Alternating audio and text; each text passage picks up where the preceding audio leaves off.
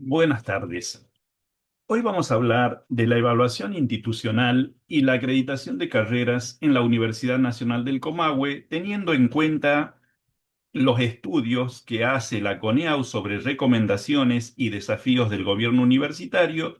Y con respecto a la acreditación de carreras, vamos a hacer un análisis, o mejor dicho, vamos a exponer el análisis que realiza la CONEAU con respecto a la carrera de abogacía que se encuentra en la Facultad de Derecho y Ciencias Sociales en la ciudad de General Roca, provincia de Río Negro.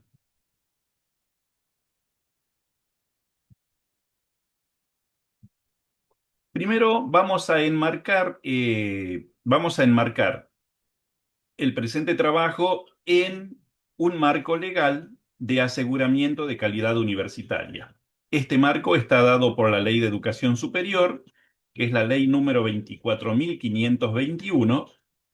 Funciones de la CONEAU con respecto a evaluación institucional, acreditación de carreras y dictamen de títulos, con la finalidad de fortalecer la gestión, la transparencia y la rendición de cuentas dentro del sistema universitario.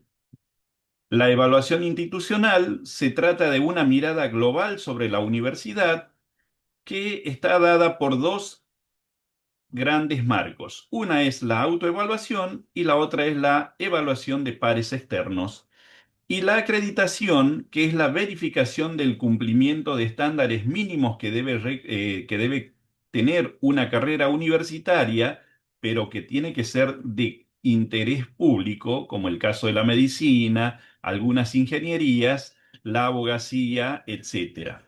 Y después tenemos lo que se llama el dictamen de títulos, que es una función de la CONEAU, donde analiza y aprueba la validez nacional de títulos de grado y posgrado a propuesta de la institución o de las instituciones. Para la primera parte, que es la evaluación institucional, nosotros vamos a analizar lo que sería la dimensión de gestión y gobierno. Para ello, nos vamos a basar en las fuentes Guía de Pares 2025 de CONEAU y el informe de evaluación externa de la UNCOMA del año 2023. La dimensión seleccionada, como había dicho, es la de gobierno y gestión, que seguiría la segunda dimensión denominada dentro de lo que es la guía de pares como misión y proyecto institucional. Los ejes críticos identificados por este informe de evaluación externa son los siguientes. Primero, hay una estructura orgánica funcional desactualizada, ¿no? De hecho, la ordenanza que rige esta estructura orgánico-funcional es del año 2004, ¿sí? Y por lo tanto, habiendo pasado aproximadamente 11 años, no estaría reflejando la complejidad y el crecimiento actual que tiene la universidad, que se ha extendido en las provincias de Río Negro y Neuquén en nuevos nodos educativos. Hay un plan de desarrollo institucional incompleto. ¿Por qué? Porque hace pie sobre todo este informe en que no hay articulación con las unidades académicas y algunos órganos de gobierno dentro de la universidad. Hay un reglamento de presupuesto obsoleto que data del año 1987 y teniendo en cuenta, y es un concepto en el cual voy a recurrir en adelante, tiene que ver con los constantes cambios que sufre no tan solo nuestro país, sino que a nivel global. ¿Sí? No es lo mismo la evolución de los mercados, la evolución de las leyes, la evolución de nuevos sistemas económicos que hacen que cualquier reglamento o sistema presupuestario quede obsoleto, sobre todo si es del año 1987, al cual ya pasaron más de o aproximadamente 40 años desde su implementación. Y con respecto a eso, existe una normativa que para ser actualizada debe recurrir a diferentes organismos de control y de gestión para poder tener una reglamentación más o menos acorde a los nuevos tiempos. Para ello se basa actualmente el sistema presupuestario de la universidad en en reglamentaciones de SPU, reglamentaciones internas, resoluciones de el ARCA, ex AFIP, y también reglamentaciones con respecto a presentación de comprobantes y documentación regidos por la SPU. La universidad, dice este estudio, evidencia una madurez institucional, pero requiere actualizar sus instrumentos y sistemas de gestión para fortalecer la articulación entre redes y órganos de gobierno. Acá encontramos, ¿no?, que la Universidad Nacional del Comahue, por ejemplo, tiene un funcionamiento, o mejor dicho, esto es lo que CONEAU ve, que dice que hay un consejo de administración irregular. ¿Cómo se sabe que la universidad tiene un consejo de administración irregular? Porque existen actas que se redactan como todo consejo, así como existe el consejo superior o el consejo directivo en unidades académicas, o el consejo académico o el consejo de extensión universitaria, existe también el consejo de administración. ¿Y por qué este consejo hoy tiene lo que se denominaría una administración irregular? Porque no se reúne constantemente como el funcionamiento, por ejemplo, del Consejo Superior. Y acá voy a poner mi impronta. Alguna vez yo fui secretario administrativo y si he tenido una o dos reuniones anuales, debo decir que cuando fueron dos reuniones anuales era un boom, pero sin embargo eso no sucedía. Es muy difícil que un consejo de administración funcione de esa manera, ¿sí? Y por lo tanto es totalmente inconsistente su funcionamiento, ¿sí? ¿Por qué? Porque no podemos, entre todas las unidades académicas y todos los organismos relacionados a Hacienda, Finanza y Gestión, tener ideas que sean homogéneas o normalizadoras de las situaciones que hay que resolver dentro de la universidad. Los sistemas informáticos están fragmentados, y hay una clave que detecta la CONEAU, que es que no hay una integración entre el sistema Mocovi y el resto del sistema SIU. No específicamente el sistema SIU guaraní, como dice acá la Filmina, sino con el sistema SIU. Y el Mocovi, que obstaculiza justamente, o la información que obstaculiza o que se necesita dentro de este sistema, tiene que ver con el Mocovi de no docentes, que al día de la fecha no se encuentra, o no se encuentra disponible en todo caso, ¿sí? Pero es importante que este sistema funcione para así poder dar transparencia, en este caso, sobre los créditos no docentes que afectan a la universidad. La planificación estratégica no se traduce tampoco en acciones coordinadas. ¿Qué quiere decir? Que se toman decisiones, pero que no son compartidas o consensuadas con el resto de unidades académicas, por ejemplo. Los sistemas tecnológicos existen, hay, pero no se utilizan de manera integrada, ni tampoco para tomar decisiones. Este es el caso del sistema Siuwichi, que lo tenemos en funcionamiento en la universidad, pero si los otros sistemas, el sistema Siuwichi recopila la información de todos los sistemas para poder dar información de tipo de toma de decisiones, de toma de gestión. Y si ese sistema no es alimentado por el resto de los sistemas, es como inútil. O sea, está, pero la información que contiene es totalmente acotada y no está en su totalidad, ¿sí? Y es un sistema que a golpe de vista nos podría dar la cantidad de alumnos que tenemos, la cantidad de alumnos por carrera, cómo se ha distribuido el presupuesto, en qué se gastó, en qué tipo de gastos son los que más, son los más altos. Permitirían hacer muchos tipos de ajustes correctivos, pero bueno, tenemos esa situación. La universidad, dice el informe de Coneo, dice que tiene la madurez que tiene que tener la institución universitaria, pero tiene que actualizar sus instrumentos de gestión y fortalecer la articulación entre sedes y órganos de gobiernos para optimizar recursos y procesos. Esta es una fotografía de la UNCOMA, de la UNCO, de la Universidad Nacional del Comahue, y cómo se encuentra distribuida en las provincias de Neuquén y Río Negro, y cómo se encuentra distribuida además en diferentes ciudades.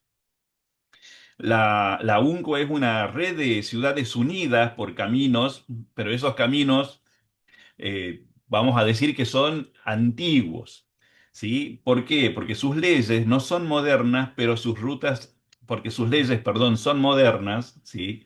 Este, pero sus rutas administrativas no permiten que las decisiones viajen con rapidez, ¿sí? Acá nos encontramos también con el tema de los procedimientos, ¿sí? Los procedimientos, mientras sean anticuados y no se acomoden a los nuevos tiempos, lamentablemente no llegan a buen término. Ese es el caso, por ejemplo, cuando se requieren hacer compras de instrumental, en el caso de mi facultad, que estamos que tenemos la carrera de comunicación y que al mismo tiempo, por supuesto, la carrera de abogacía se beneficia de este instrumental.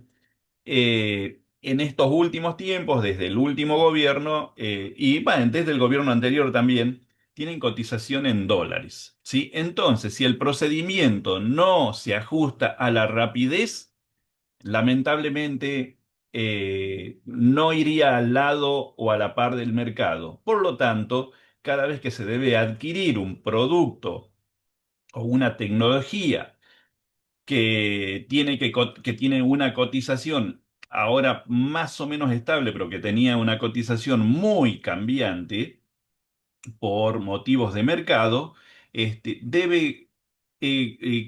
en un bucle temporal que no termina más y entonces se realiza un procedimiento y luego se realiza otro procedimiento y otro procedimiento sobre la misma situación. Por lo tanto, a eso se refiere, ¿no es cierto?, cuando es una red de ciudades unidas por caminos antiguos y que si bien tiene eh,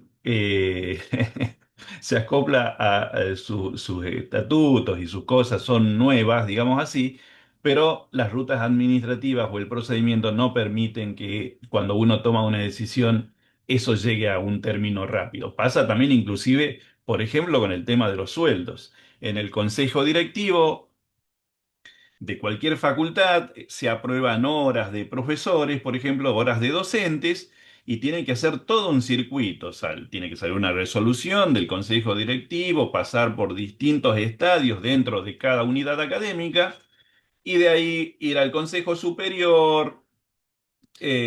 O hacer algún camino administrativo mediante presupuesto, finanzas, personal, y eso justamente diluye y hace que, por ejemplo, en el caso de sueldos, algunos sueldos se cobren demasiado tarde, ¿sí? Entonces, hay un desajuste en el procedimiento, ¿sí? Está la ley que aprueba la cantidad de horas, que cuántas horas son, cuánto debe pagarse, etcétera, pero el procedimiento para lograr cumplir con este objetivo es totalmente obsoleto y debería reformularse, porque además los sueldos no se actualizan, ¿sí? Entonces, si un docente que viene trabajando hace 2 meses, cuando cobre su sueldo no se actualizará, bueno, justamente porque hay también una ley nacional que habla sobre los sueldos y cuáles son sus valores, pero durante todo ese tiempo que esta persona prestó servicio debería tener una actualización por el no uso de ese sueldo en el momento en que empezó a trabajar. A continuación, vamos a hablar de un caso particular que es la acreditación de la carrera de abogacía en la Facultad de Derecho y Ciencias Sociales. La acreditación de esta carrera sufrió una evolución, bueno, no es que sufrió, sino que tuvo una evolución en su proceso. Por ejemplo, en el 2020, cuando se solicita su acreditación, no se acredita la misma porque CONEAU hace una serie de observaciones de las cuales transcribí algunas en el presente y no se acredita. Luego, en el 2021, se acredita por 3 años luego de haberse presentado un recurso de reconsideración. Vamos a hablar primero qué es lo que pasó y por qué no se acreditó. Dice el informe de CONEAU que hay una ausencia de una instancia formal de dirección de carrera o una falta de instancia formal de gestión de carrera, lo cual quiere decir que no existía el director de carrera, ¿sí? El director de la carrera de abogacía. Eso es lo que faltaba. Teníamos un plan de, teníamos, tenemos un, o sea, teníamos un plan de estudio obsoleto, el mismo era de 1985 y por esto que comenté al principio, que las leyes, los procedimientos, las cosas cambian muchísimo de un año a otro, de un día a otro, de una semana a otra, de un mes a otro. Y este plan de estudio, que es de 1985, ¿no? Que estamos hablando de 40 años para atrás, obviamente que sufrió montones de cambios en lo que sería el contenido que debería tener la carrera de abogacía. ¿Por qué? Porque las leyes cambian constantemente. De hecho, podemos hablar de una situación que sería como muy notoria, que fue la unión del Código Civil con el Código de Comercio, ¿no? En un solo código, ¿sí? Por ejemplo, ese tipo de cuestiones. Cuando antes eran dos códigos totalmente separados, ¿sí? Y entonces eso es algo troncal dentro de la carrera y entonces no se puede tener un plan de estudios que no sea acorde a los nuevos tiempos. Hay una carencia de mecanismos de seguimiento curricular, falta información de extensión, faltan programas de tutorías, hay insuficiente documentación sobre movilidad estudiantil y hay una debilidad en la jerarquización de planta docente. Luego, la Facultad de Derecho y Ciencias Sociales presenta un recurso para que se reconsideren todos estos déficits que se encuentran. Y exactamente en un año, la gestión del doctor Andrés Ponce de León y su secretaria académica en ese momento, la doctora Ana Sincraft, se ponen en movimiento logrando consensos, reuniones, para lograr hacer una presentación de reconsideración en el año 2021. Todavía creo que estábamos en pandemia, donde se hace una serie de propuestas y cambios de acuerdo a todos estos déficits que había encontrado la CONEAU, ¿no? Y se acredita la carrera por 3 años luego de esa reconsideración con la resolución 626 del 2021. La resolución de no acreditación es de diciembre del año 2020. Entonces, la Facultad de Derecho, mediante su equipo de gestión, crea la carrera de director de carrera, que no existía. Lo que existían eran directores de departamentos separados en el Departamento de Derecho Público y el Departamento de Derecho Privado, y se hace un acuerdo entre directores con apoyo de toda la comunidad universitaria, llámense en estudiantes, centro de estudiantes, todos los actores involucrados, docentes, directores de departamentos, no docentes, gremios, ¿no? Y se crea esta dirección de carrera. Luego se hace una comisión de seguimiento curricular integrado por todos estos actores que nombré, o sea, obviamente con un referente de cada uno de ellos, y se presenta un nuevo plan de estudios, el plan de estudio del año 2021 con 2.960 horas y que contenía todas las recomendaciones que se hacen para las presentaciones o acreditaciones de la carrera de abogacía y además incluía lo que se llaman las prácticas profesionalizantes, que era un punto que no existía dentro del plan de estudios anterior. Además, se crean las tutorías de pares y hay talleres de acompañamiento académico. No es que la facultad no los tenía. Los tenía, pero no institucionalizados, ¿sí? Entonces se le dio un marco mucho más legal a este tipo de actividades. Se crearon convenios de movilidad nacional e internacional, aparentemente, yo no recuerdo bien, pero deben haber sido aproximadamente 10 convenios de movilidad, y además se presentó un plan de extensión universitaria y capacitación docente. En este caso, sí, efectivamente se presentaron cerca de 20 proyectos de extensión, de los cuales 10 quedaron firmes. Y, por ejemplo, al día de la fecha no conozco todos los que están en funcionamiento, pero hay uno que fue muy importante, que se llama De la Universidad a la Comunidad, que es asesoría jurídica gratuita para la comunidad, que está a cargo tanto de profesores como de estudiantes avanzados en carreras y brindan un servicio de asesoría a la comunidad.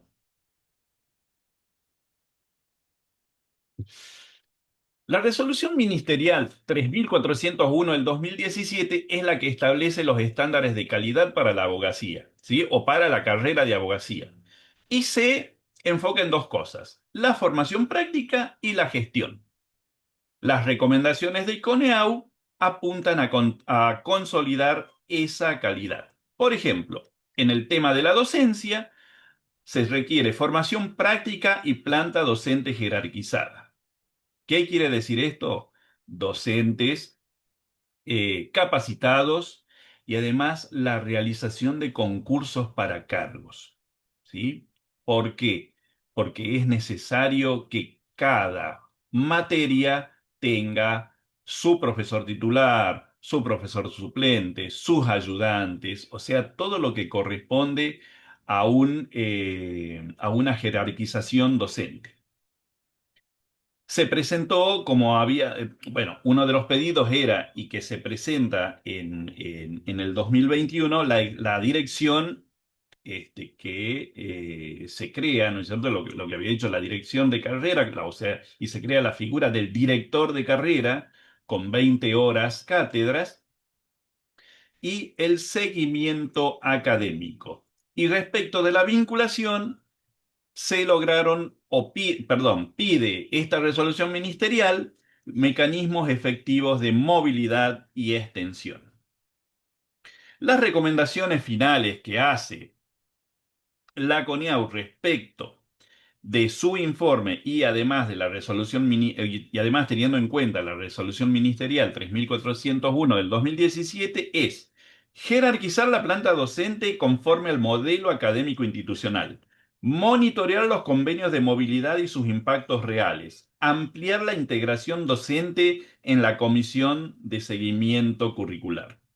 El proceso de acreditación reveló en la facultad una capacidad institucional de respuesta muy buena, excelente, en menos de un año, pero predomina aún así una lógica reactiva.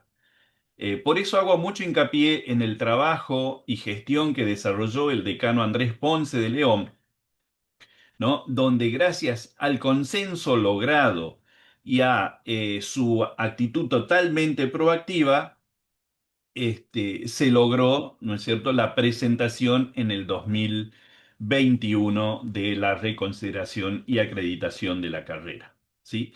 Lo que nosotros, o lo que yo hago hincapié acá y que tiene que ver con esta situación, es que la mejora no debería o no tendría que surgir por una demanda externa, sino que tendría que ser por una convicción interna, ¿sí? A lo que me refiero es que tendríamos que trabajar mucho más en lo que se llama la evaluación institucional o la autoevaluación institucional.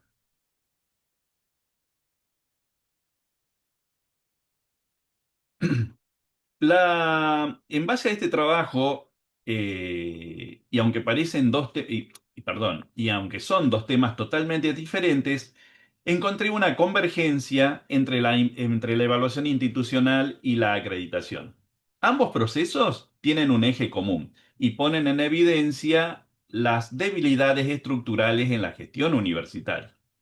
Por ejemplo, la falta de planificación a largo plazo, la fragmentación administrativa, la escasa coordinación entre los niveles de gobierno y una cultura institucional más reactiva que proactiva. Y eso en realidad tiene que ver con una cuestión histórica, política, que no es, que no forma parte del presente trabajo, ¿sí? Las universidades considero que deben pasar de ser objetos de evaluación a sujetos que evalúan, institucionalizando la autoevaluación como una práctica permanente.